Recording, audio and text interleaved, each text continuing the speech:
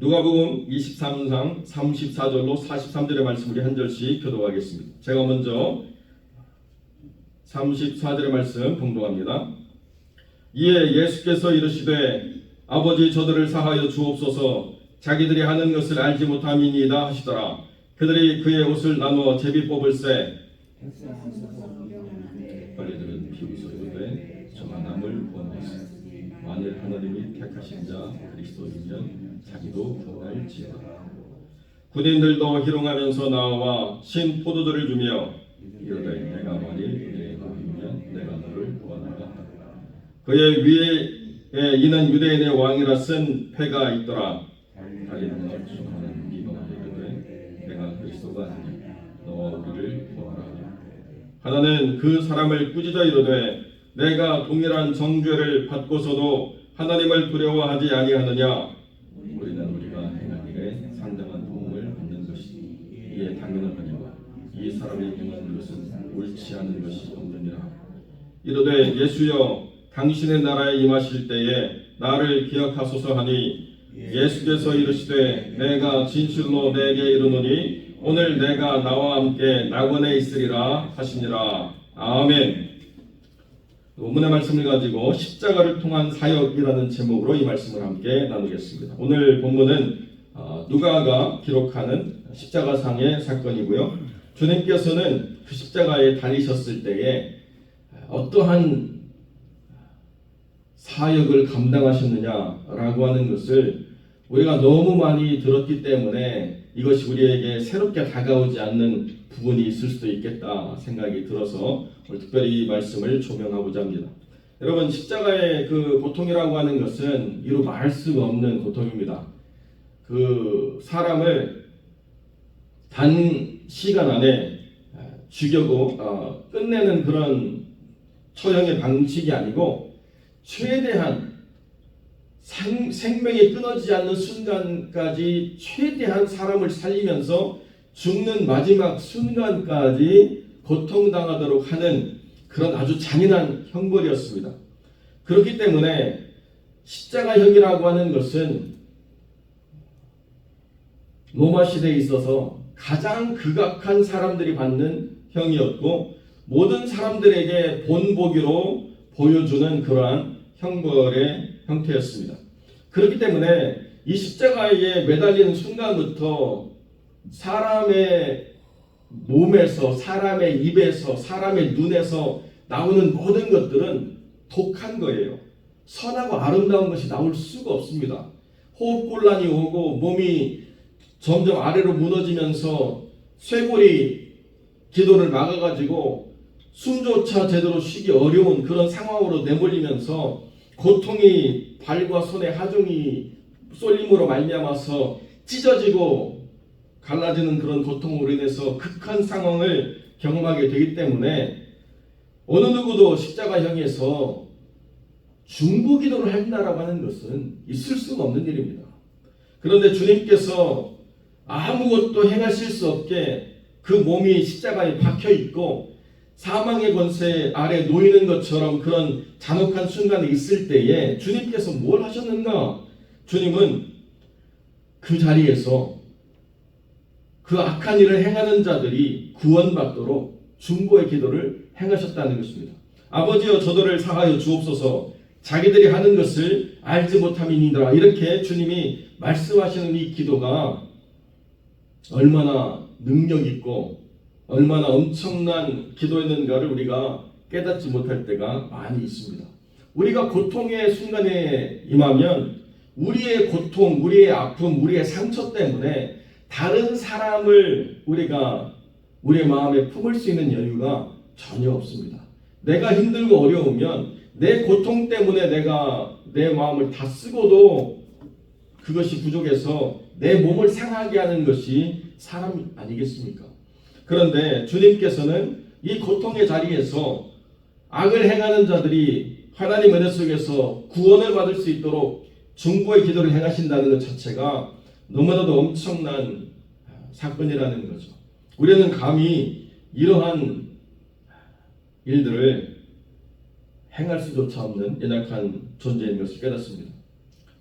악을 나에게 행하는 자들, 주님이 조롱받고 주님이 고통당하고 주님이 모욕을 당하고 죽음에 내몰리는 그런 상황 가운데서도 거기 주님이 구원해야 될 그 영혼이 있다는 사실로 인해서 주님이 중보기도를 하신다는 것이 얼마나 엄청난 일인가를 우리가 생각할 때, 우리가 이렇게 약해지고 이렇게 부족한 가운데서도 우리가 무엇을 할 수 있을까를 고민하는 바로 그때에 주님이 답이 될 수 있다는 것입니다.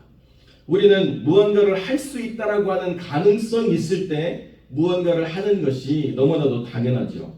힘이 있고 능력이 있고 실력이 있고 할 수 있는 재능이 있고 가능성이 있고 그래서 무언가를 할 수 있다라고 하는 것이 우리는 너무나도 자연스럽습니다. 만약 우리가 고통 가운데 있고 아무것도 행할 수 없는 육체적인 제약이 있고 병들어 있고 죽음에 임박해 있고 모든 것이 엄청난 제약 가운데 있다라고 한다면 무엇을 할 수 있는 것 자체가 우리는 가능하지 않다라고 생각하는 한계가 있습니다. 여러분, 그런데 가장 무능력하고 가장 약할 때에 가장 위대한 일을 하신 분이 바로 주님이시라는 거죠. 주님께서 이렇게 고통당하시면서 중보기도 하실 때에 거기 마태복음 27장 44절에 보면 양편의 두 강도도 다 같이 주님을 욕하고 조롱했었습니다. 그런데 오늘 우리 읽은 본문에 보면 39절부터 43절까지의 대화가 완전히 바뀌죠. 우리가 인정하지 않는 니고데모 복음이라고 하는 성경 이외의 문서에 보면 이 두 편 강도의 이름이 하나는 디스마스고 하나는 게스티스라고 이렇게 기록되어 있습니다. 그런데 이 기록이 약간은 정확하지 않은 것 같아요. 왜 그러냐? 디스마스나 게스티스라고 하는 이 로마식 이름은 그들이 어떤 언어를 썼는가를 불분명하게 나타냅니다. 그런데 주님은 아람어로 말씀하셨거든요. 그러니까 여기에 있는 강도들이 로마 사람은 아니었던 것 같고 로마식 이름을 가졌거나 아니면 후대에 로마식 이름으로 그들이 불렸을 가능성이 존재하는 그러한 이름들이죠. 그런데 그 중에 한 명은 여전히 주님을 조롱하고 모욕했습니다. 그리스도 아니냐? 그러니까 너가 우리를 구원해라 라고 그 독을 쏟아내고 있는데 다른 한 사람이 거기서 주님을 영접하고 주님 앞에 겸비해 줄 수 있다라고 하는 이 놀라운 변화는 그냥 얻어걸리는 것이 아니라는 거예요. 주님의 중보기도의 응답으로 이 영혼이 변화되고 새로워지는 역사를 경험했다는 것이 첫 번째 증거라는 것입니다. 여기 이 달린 행역자는 살인과 밀란이라고 하는 그 사건에서 죽어마땅했던 바라바처럼 적어도 거기에 준하는 엄청난 죄악을 저지른 그러한 범죄자들입니다. 여러분, 그런 범죄자들이 죽음의 마지막 순간에서 죽음이 두려워가지고 무언가를 잡아보려고 하는 그런 마음에 주님에 대한 고백이 아니라는 것입니다.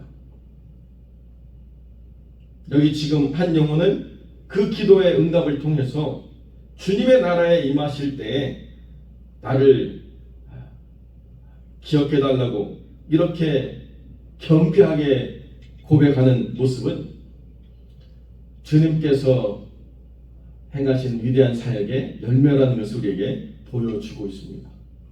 여러분, 사람이 절망 가운데 빠지고 악한 일에 소모되어지다가 마지막 삶의 순간을 맞이할 때 갑자기 선한 사람이 되는 것 가능하지 않습니다. 그러니까 우리가 생각할 때 우스갯소리로 마음껏 살고 죽기 직전에 예수 믿은 이 디스마스라고 하는 이 범죄자처럼 그렇게 살아가는 것이 어떻게 보면 행운이 아닌가 이렇게 생각할 수 있지만 이런 일들은 그냥 얻어걸리는 것이 아니라는 거예요.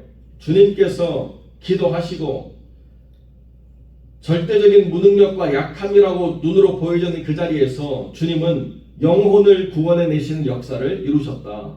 이것이 우리가 닮아가야 될 주님의 모습이라는 것입니다. 우리가 무언가를 할 수 있다는 자신감이 가득 차올라서 무언가를 할 수 있기도 하지만 그러나 아무것도 할 수 없다라고 하는 그 상황에서도 우리는 하나님의 나라와 그 의를 구하는 일을 게을리하지 말아야 된다는 거죠.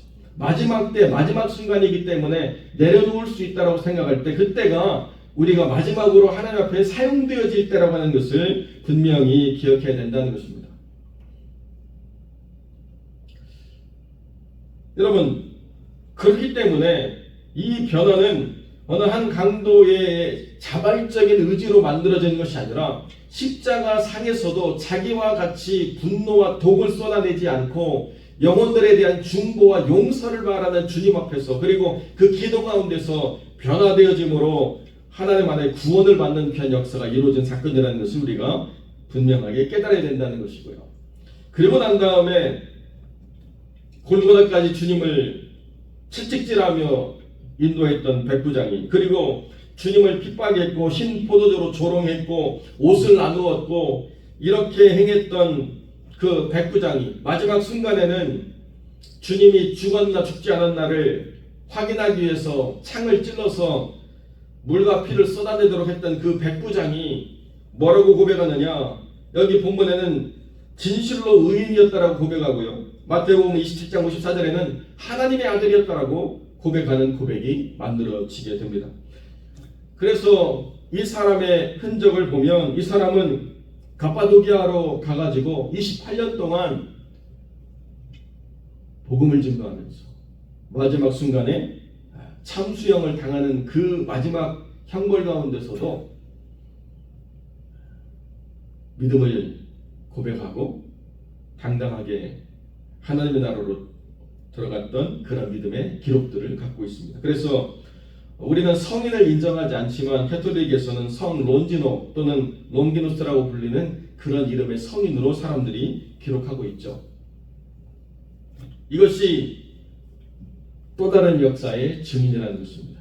주님께서는 한 명의 제자를 얻으려고 어디까지 애쓰셨느냐?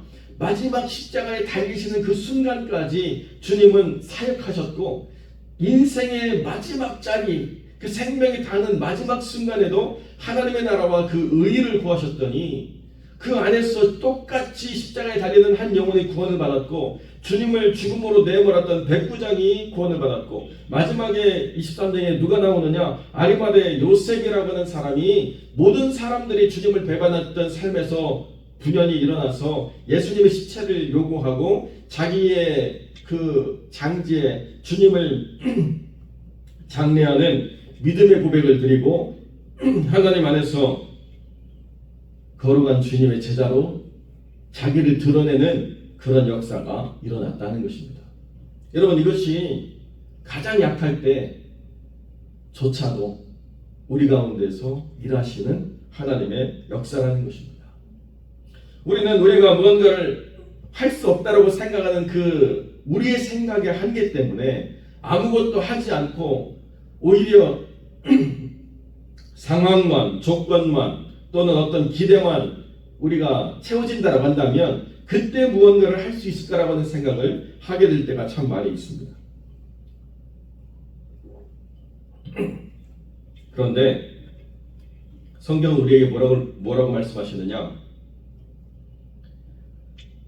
할 수 있거든이 무슨 말인가? 믿는 자에게는 능치 못함이 없느냐라고 주님 말씀하셨습니다. 표적과 기사로 사람들의 마음에 변화를 만들어내고 사람들 눈에 볼 수 있는 증거를 보여주어야만 예수를 믿는 것이 아니고요. 이 절망적인 상황 가운데 아무것도 할 수 없는 이 순간에도 주님은 기도하시고 영혼을 구원하셨다는 것이 우리의 삶에서 정말 깊이 생각해야 될 모습이라는 것을 우리가 깨달아야 된다는 것입니다.